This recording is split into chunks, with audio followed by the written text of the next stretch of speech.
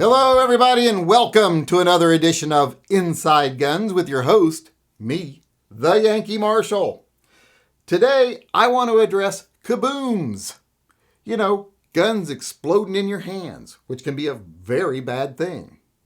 And I want to talk about what are the most common causes of kabooms and how you can avoid them, because most of them can be avoided. So I want to do a little top 5 list of what I think are the most common causes for kabooms. We'll look at what causes them, and we'll look at if it could be avoided very easily by you, the shooter. Now, at number 5 on the list is the least common type of kaboom. And that's where a gun actually has a design issue. There's a flaw in the design. Like with the M&Ps, where some of the new M&Ps allow them to fire out of battery. That's a flaw in the design, and that can cause a kaboom. It's something the manufacturer should address. I firmly believe Smith & Wesson should address that. Does that mean all Smith & Wesson M&Ps are going to kaboom? Of course not. Very few of them do. It's only under specific circumstances where everything comes together and you end up with a kaboom with the M&Ps. It's not going to happen often. Chances are it'll never happen to you. It's very rare. There's so many M&Ps out there, so many Glocks out there, and so few of them ever blow up that it isn't really anything to worry about. But if you do want to address specific issues like the M&P, that's one of the main reasons that guns blow up, even though it's very rare, and that is that there's a flaw in the design. You also saw it back with the Glocks and the unsupported chambers. That happened here in Portland, Oregon, where the police department had some Glocks blow up. You know, and I don't know if the unsupported chambers was really a big issue or if it was just a perfect storm of ignorance all combined into one thing and Glock just settled, but that's a perfect example of it. And like I said, that example is of design flaws. Number 5 is a gun having a design flaw. You can't really stop that. All you can do is be aware. If there's a gun that has a design flaw, don't shoot it. That would be my best advice to you. Now, moving on to number 4 on the list would be a gun having a manufacturer's defect. The design of the gun is fine. There's no common problem with the design. There's just a chance every now and then a gun will roll out, not made quite right. Maybe the firing pin sticks forward, causing it to fire out of battery. Maybe the barrel is misformed. You know, there's all kinds of things that can go wrong in manufacturing. You're making machines here. That's what quality control is for. But sometimes things slip past quality control. I once saw a barrel that was so out of spec, the bore was, that the first time it was ever shot, it blew up. Not surprising when they inspected the barrel and saw how poorly the bore was bored out. So that can happen. Now, can you prevent that? Usually, here's the thing, inspect the gun first. If you inspect most guns thoroughly, you'll notice things don't work. You'll notice things aren't quite right. That barrel I was talking to you about just a second ago that exploded, they actually knew that was a risk. That's why they fired it remotely with like a string. It was in a ransom rest and they pulled the trigger with a string because they saw the problem ahead of time and they're like, wow, this is likely to blow up, and it did. So you can prevent explosions or kabooms that come from manufacturer's defects simply by paying attention to your gun, being aware of what things should look like, and comparing it to what they do look like. That's one way you can try to prevent kabooms when it comes to the number 4 most common cause, which I consider to be manufacturer's defects. Now let's move on to number 3. Now, number 3 on the list is something people do. We're getting into user error here. The top 3 are all user error. And we all know you can avoid user error. At number 3 on the list is just bad maintenance. Parts are allowed to wear out. Barrels are allowed to become too choked with lead. You know, anything like that. A gun is just old and neglected and you decide to fire it anyway. Poor condition of firearms due to bad maintenance can often cause a kaboom, or can often be the cause of the kaboom. The kaboom itself is very rare, but when it does happen, this is one of the major things that happens.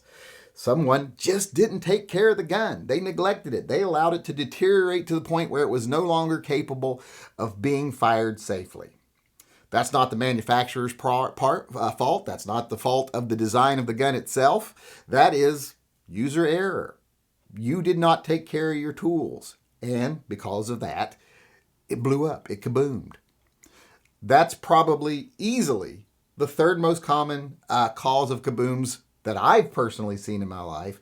People who just don't take care of their guns, maintain them poorly, or when they replace parts, they don't do it right, or they replace them with wrong parts, just things that are inferior because they went with a cheaper item. I've seen all that happen, and so that's number 3 on the list, just bad maintenance, and that is 100% avoidable because that's all on you. Now let's move on to the number 2 cause of kabooms. And the number 2 cause is, once again, user error, but it's a mistake people can often make. I've actually had this happen to me before, and that is a squib round. For those of you who don't know what a squib is, it's a round that doesn't quite have enough power to exit the barrel after it's fired. It wasn't loaded properly, or it got wet, or something else happened to it, and the bullet doesn't exit the barrel. Now, usually you can tell this because the bang is different, the recoil is different. But a lot of times if people are shooting quickly, they won't have time to react. It'll have the short, travel of the bullet, won't exit the barrel, but they're moving so quick and not thinking more about pulling the trigger than they are what just happened, that before they even know what happens, they pull the trigger again, and that can cause a kaboom because the next round hits the round that's stuck in the barrel and makes all the pressure go back the other way. Sometimes it'll just force the other round out, but sometimes the gun will explode and you have yourself a kaboom. So squibs are something you really have to pay attention to, especially if you're going to be rapid firing.